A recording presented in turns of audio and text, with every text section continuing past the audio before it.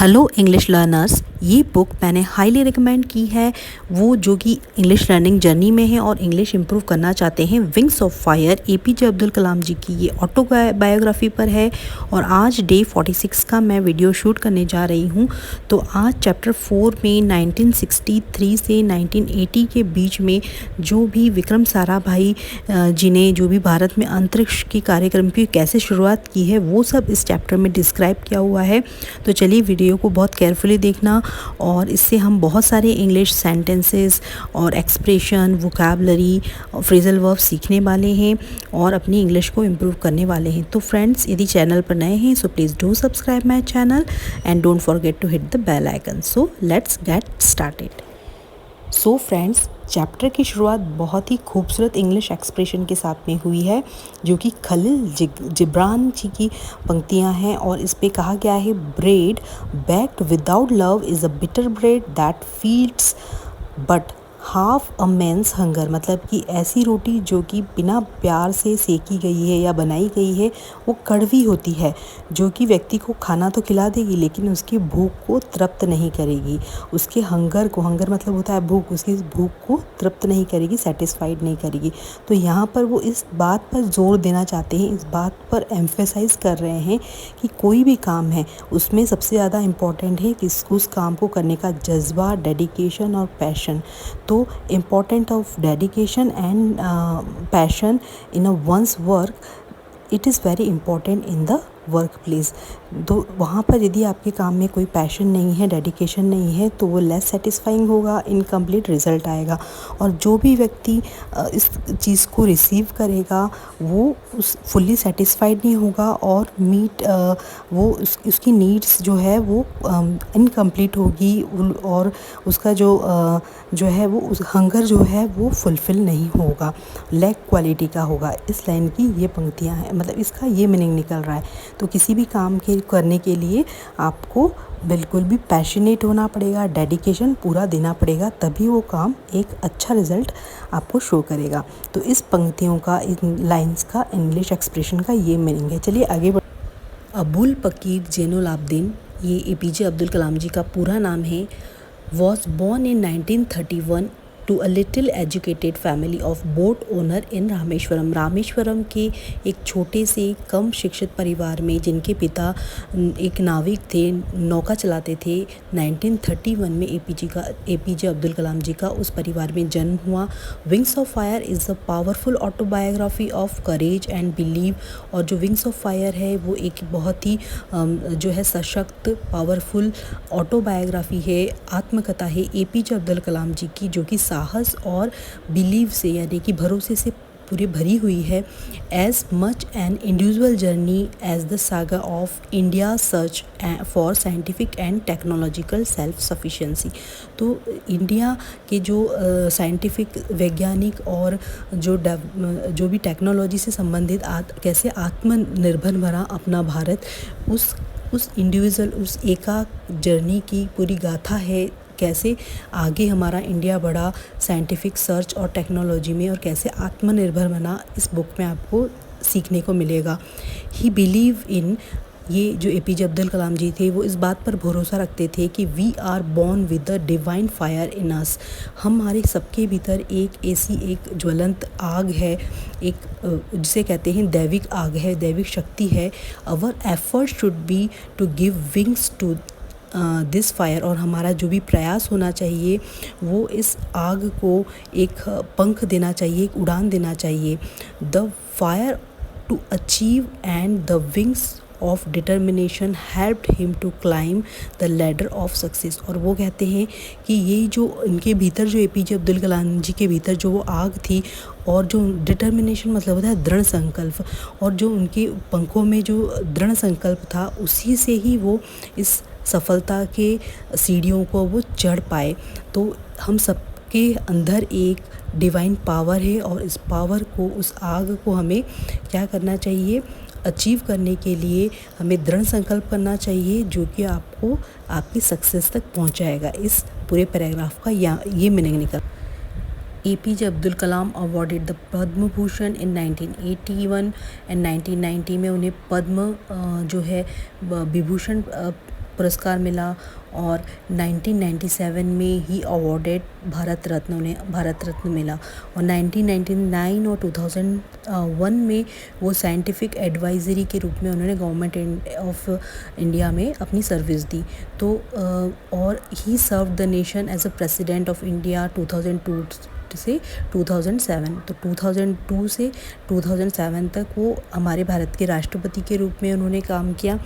He dream to transforming India a developed nation by 2020 और उन्होंने ऐसा सपना देखा था कि वो 2020 तक अपने जो भारत को एक डेवलप्ड नेशन के रूप में कन्वर्ट कर देंगे, ट्रांसफॉर्म कर देंगे। ये उनका सपना था कि खुद इंडिया एक आत्मनिर्भर भारत बन जाएगा 2020 में। The Thumba Equatorial Rocket Launch Station was further developed in active collaboration with France, USA, USSR। अब देखिए फ्रेंड्स, जो थुम्बा में जो अपना रॉकेट लॉन्च स्टेशन था उसे फिर से डेवलप किया गया, किसकी मदद से? फ्रांस, यूएसए और यूएसएसआर की मदद से। तो ये एक्टिव कोलैबोरेशन था। एक्टिव कोलैबोरेशन फ्रेंड्स एक कॉमन ऑब्जेक्टिव और गोल को लेके एक वर्क होता है जिसपे कि कोई पर्सनल टास्क नहीं होता है, इंडिविजुअल टास्क नहीं होता है, सब मिलकर काम करते हैं और सब यदि कुछ भी उसमें चेंजेस होते हैं तो सबका एक एक्टिव डिसीज़न होता है। तो ये बेनिफिशियल होता है आपको डिसीज़न लेने में, कोई काम को इजीली करने में, और इसमें आपको बहुत सारे जो हैं थॉट्स भी शेयर्स होते हैं। तो एक्टिव कोलैबोरेशन किस किस का था इसमें? फ्रांस, यूएसए और यूएसएसआर का थुम्बा जो हमारा रॉकेट स्टेशन था उसे डेवलप करने के लिए। It was to be the centre of India's integral national space programme, क्योंकि इसे सेंट्रल जो स्टेशन बनाना था और ये इंडिया का एक सेंट्रल मेन जो है रॉकेट लॉन्च स्टेशन बनाना था। The real journey however began with the Rohini sounding rocket programme, और जो असली जो जर्नी हमारी रॉकेट लॉन्चिंग की स्टार्ट हुई वो हुई रोहिणी साउंडिंग रॉकेट जो प्रोग्राम से। This programme was responsible for the development and fabrication of sounding rockets and their association on board system for scientific investigation in India। और ये जो प्रोग्राम था उसमें बहुत सारे फैब्रिकेशंस करने थे। फैब्रिकेशन मतलब होता है मैन्युफैक्चर करना, कोई भी चीज़ को मेक करना, क्रिएशन। तो बहुत सारे साइंटिफिक इन्वेस्टिगेशन करने थे इंडिया को, और उसके लिए उन्हें बहुत सारे फैब्रिकेशंस करने थे, डेवलपमेंट करना था उस रोहिणी साउंडिंग रॉकेट्स में। तो under the RSR program, a family of operational sounding rocket was developed. This rocket has wide-ranging capability and several hundred such rocket has been launched for various scientific and technological studies. तो इस तरीके के उस RSR Rohini sounding rocket launch बहुत सारे इस तरीके के बनाए गए रॉकेट्स और डेवलप किए गए जो कि बहुत दूर तक मारक क्षमता थी। उसे वाइड रेंजिंग रॉकेट वो थे और वो बहुत ज़्यादा कैपेबल थे, दक्ष थे, और ऐसे बहुत सारे रॉकेट लॉन्च किए जिससे कि बहुत सारी उन्हें साइंटिफिक स्टडी और टेक्नोलॉजिकल स्टडी करने के लिए उन्हें यूज़ किया गया। The development of these rockets made India capable of producing full indigenous sounding rockets friends। और इस डेवलपमेंट को करने का एकमात्र उद्देश्य ये था कि इंडिया को हमें इंडिजीनियस साउंडिंग रॉकेट्स बनाने के लिए कैपेबल करना। इंडिजीनियस मतलब होता है फ्रेंड्स नेटिव, ओरिजिनल, देसी, अपना खुद का वो रॉकेट लॉन्चिंग सिस्टम्स बना सकें और खुद रॉकेट लॉन्च कर सकें, अपने इंडिया में अपना देसी रॉकेट बना सकें जो कि बहुत प्रोफिशिएंट हो। ये इनका मोटिव था main. This could be seen as the revival of 18th century vision of Tipu Sultan. Friends बहुत ही इंटरेस्टिंग पार्ट है ये। सो फ्रेंड्स, टीपू सुल्तान वो पहला व्यक्ति था जिसने रॉकेट मिसाइल के लिए मेटल का इस्तेमाल किया था, और 18th सेंचुरी में वो रॉकेट बनाकर मिसाइल का यूज़ करते थे ब्रिटिश के खिलाफ में युद्ध करने के लिए। तो वो लोहे और बांस में बारूद भरकर और इस तरीके से रॉकेट टेक्नोलॉजी से वो मारते थे, युद्ध में यूज़ करते थे। तो रॉकेट मिसाइल के लिए वो बहुत ही ज़्यादा फेमस थे, और उनकी जो रॉकेट मिसाइल की रेंज करीब 2 किलोमीटर तक हुआ करती थी। तो 1780 में जो अंग्रेज मैसूर युद्ध हुआ था वो भी इसी रॉकेट के कारण अंग्रेज़ों ने बहुत बुरी तरीके से हार खाई थी और वो हार गए थे उस युद्ध में।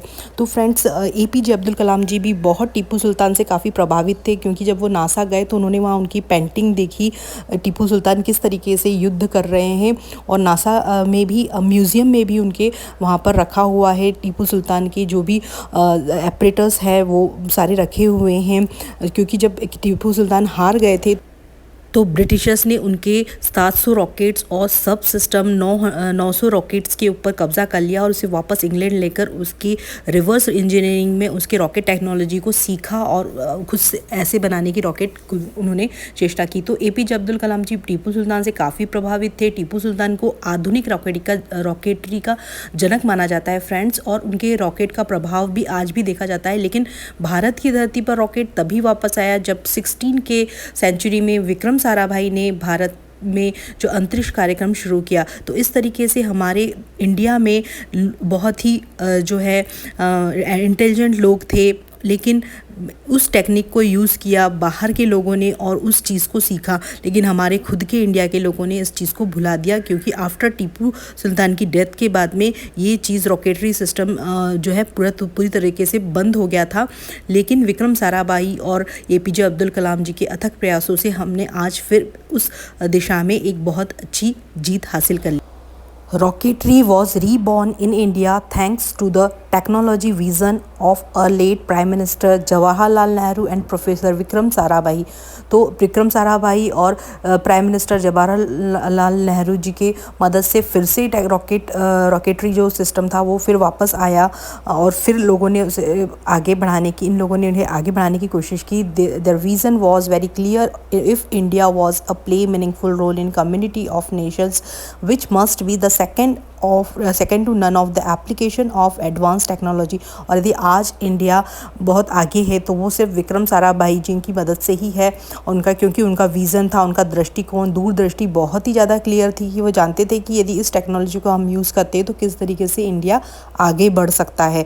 Professor Sarabhai was keen on trying noble ideas and like to rope in the young people to do this. और साराभाई जी थे वो उनका दृष्टिकोण इतना ज़्यादा शार्प था और उनके बहुत सारे नए नए नोबल आइडियाज़ थे जो कि वो यंग पीपल को चाहते थे कि तुम भी इस तरीके से आगे बढ़ो। तो वो he had to wisdom to जज people. APJ Abdul Kalam felt that he was an innovator. और एपीजे अब्दुल कलाम जी कहते हैं कि जो विक्रम साराभाई थे उनके बीच में उनके भीतर वो एक जजमेंट का बहुत ज़्यादा क्वालिटी थी कि वो विवेक से ये जान पाते थे कि किस व्यक्ति में कितनी कैपेबिलिटी है। और उन्होंने एपीजे अब्दुल कलाम जी की कैपेबिलिटी को भी खोज निकाला कि हाँ ये इंसान कैपेबल है इस तरीके काम करने के लिए।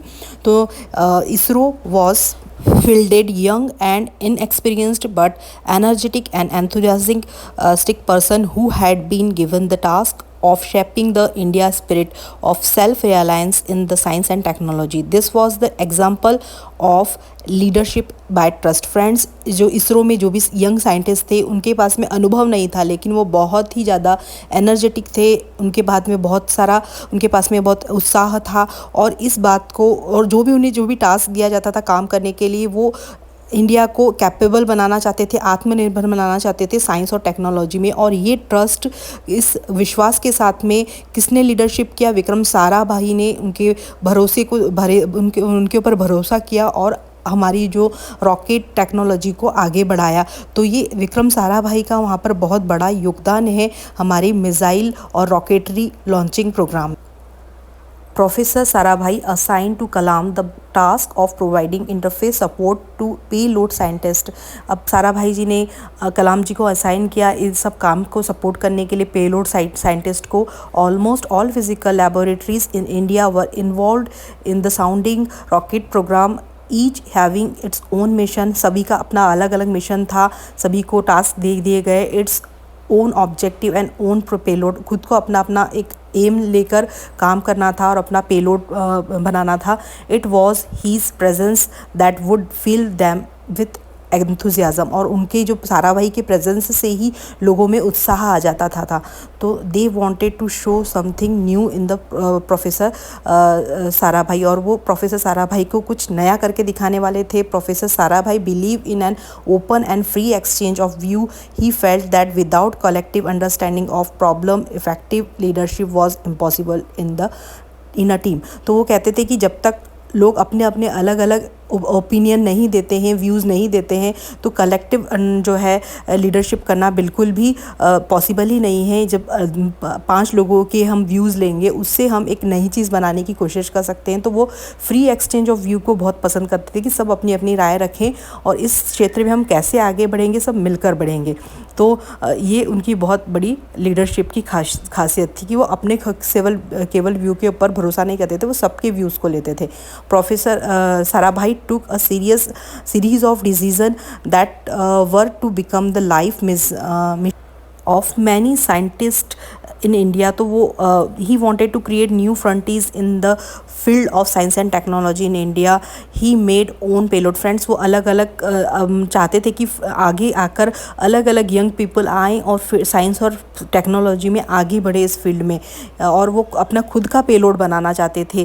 That was the tedious task, और वो जो कि बहुत थका देने वाला जो काम था। तो एपीजे अब्दुल कलाम जी चाहते थे कि वो एक्सरे पेलोड में अपने स्टार्स के और अलग अलग जो एटमॉस्फेयर लेयर के बाहर जाकर अपने इस विज़न को देखना चाहते थे। He had to interact with payload scientist from India and abroad. उन्होंने इस पेलोड साइंटिस्ट के साथ में भी बात की, अपने खुद के इंडिया के साइंटिस्ट के साथ में और अब्रॉड नासा के साइंटिस्ट के साथ में भी इस पेलोड को बनाने के बारे में उन्होंने विचार विमर्श किया कि किस तरीके से हमें आगे बढ़ना। फ्रेंड्स, बहुत ही इंटरेस्टिंग पैराग्राफ है ये। As Khalil Gibran says, bread baked without love is a bitter bread that feeds but half the men's hunger. मैं आपको पहले भी बता चुकी हूँ कि खलील जिब्रान जी की ये जो लाइन है, पंक्तियाँ हैं, बहुत ही इंटरेस्टिंग है, जिसमें कि उन्होंने कहा है कि कोई भी काम को यदि आप कर रहे हैं तो फुल पैशनेट होकर करना चाहिए, फुल उत्साह से पूरा आपका एफर्ट देना है, नहीं तो वो आपका काम आधा अधूरा रह जाएगा, सक्सेसफुल नहीं होगा। और वो एक ऐसा आपको प्रतीत होगा कि जैसे कि कोई आपने रोटी बनाई है जो कि बिना प्यार से बनाई है और उसका स्वाद कड़वा होगा, और वो किसी भी इंसान की भूख को तृप्त नहीं कर पाएगा, सेटिस्फाइड नहीं कर पाएगा। तो Kalam felt that those work without their heart achieve a hollow half hearted success that only breed bitterness within us. तो वो कोई भी ऐसा काम जो बिना मन से करा हुआ है, वो आपके भीतर कड़वाहट लेकर आएगा। If you are in a profession but wish you were in the some other professions there, then your success will be limited। यदि आप एक प्रोफेशन में और आप चाहते हैं कि नहीं यार, इसको छोड़ के मैं दूसरे प्रोफेशन में जाना चाहिए, वो ज़्यादा अच्छा होगा, तो आपकी सक्सेस कभी भी कंप्लीट नहीं हो सकती है। It is extremely important to become emotionally involve with in one's work. यदि आप बहुत ज़्यादा इंपॉर्टेंट चीज़ है कि आप कोई भी काम कर रहे हैं उसमें आप पूरे इमोशनली इन्वॉल्व हो जाएं अपने काम में, such that any obstruction or to the success of that work filled once with grief। Abdul Kalam was very much impressed by the professor Oda's work। Professor Oda के वर्क से वो बहुत ज़्यादा अब्दुल कलाम जी प्रभावित थे, क्योंकि वो हर काम को इमोशनली इन्वॉल्व हो गए। तो एक बार जब प्रोफेसर ओडा काम कर रहे थे तो उनके साथ में एपीजे अब्दुल कलाम भी उनके वर्क के साथ में काम कर रहे थे, तो उन्होंने देखा कि उनका एक टाइमर डिवाइस है वो अच्छे से काम नहीं कर रहा है। तो वहाँ पर एपीजे अब्दुल कलाम जी ने उनसे कहा, professor Oda insist on using the timer device, और उन्होंने कहा कि ये जो टाइमर डिवाइस है वो अच्छे से काम नहीं कर रहा है, लेकिन प्रोफेसर ओडा उस टाइमर डिवाइस को यूज़ करना चाहते हैं। तो Kalam thought it look firm flimsy but professor Oda stuck in his decision. वो अपने डिसीजन से अड़े रहे और उन्होंने उसे यूज़ करने की ठान ली। And the timer device were replaced. The rocket took off elegant but report mission failure because of the timer malfunction। Timer जो रॉकेट तो बहुत अच्छे से ऊपर चला गया एलिगेंटली, लेकिन वो मिशन फेल हो गया वापस, क्योंकि जो टाइमर डिवाइस माल फंक्शन हो गया, ख़राब हो गया वो। तो इससे प्रोफेसर ओडा को बहुत दुख हुआ और वो बहुत ज़्यादा अपसेट हो गए, उनके आंखों में आंसू। Kalam was involved with the building subsystem like payload housing and just nose cones। Work with the nose cones। APJ Abdul Kalam was lead into the field of composite material। तो APJ Abdul Kalam बहुत सारे subsystem बनाने के लिए नियुक्त किए गए, और वो नियुक्त हुए उस काम में। उन्हें पेलोड मशीन्स बनानी थी, नोज़ कॉन्स बनाने थे, और वहाँ पर उन्होंने जो है लीड किया अलग अलग मटेरियल्स को बनाने के लिए साइंटिस्ट को। तो 2 Indian rockets were born at Thumba. 2 इस तरीके से पूरे अथक प्रयास से 2 तरीके के थुम्बा में रॉकेट बनकर डिज़ाइन हुए और लॉन्च किए गए। दे वर रोहिणी एंड मेनका। 2 तरीके के जो मेन रॉकेटरी सिस्टम लॉन्च हुए वो है, एक उसका नाम है एक रोहिणी और दूसरे का नाम है Menaka. This was major achievement for India's. बहुत बड़ा अचीवमेंट था इंडियंस के लिए। और this could be achieve because of the atmosphere of trust created by the professor Sarabhai at ISRO. तो ये सिर्फ इसीलिए अचीव हो पाया क्योंकि प्रोफेसर साराभाई का जो विश्वास था, उनके विश्वास के कारण ही इन सब में वो सारा का सारा ज़ील एंथुजियाज़म जनरेट हुआ और इस काम को सक्सेसफुली उन्होंने रोहिणी और मेनका जैसे 2 बड़े बड़े रॉकेट लॉन्च करने में सफल हुए।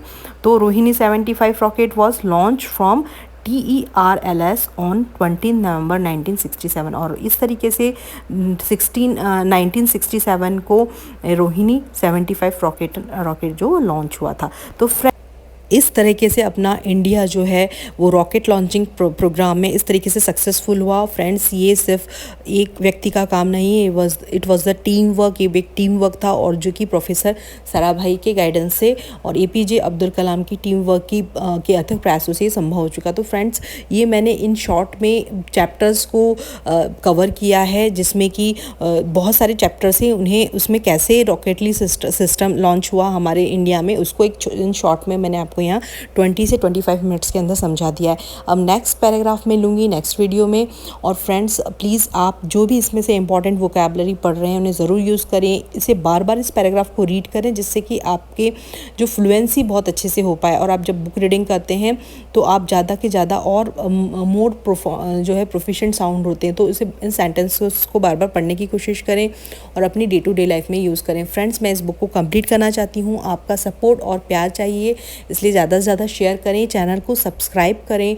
वीडियो अच्छी लगी है तो लाइक करें, कैसी वीडियो लगी है उसके मुझे कमेंट करके भी बताएं। तो आपके सपोर्ट से ही मैं इस बुक को कंप्लीट कर पाऊँगी और आपकी इंग्लिश लर्निंग जर्नी में एक वैल्यू ऐड कर पाऊँगी। So friends, if this video add any value in your English learning journey, please do subscribe my channel and don't forget to hit the bell icon. So friends, keep learning, keep watching, keep growing. Thanks for watching my videos.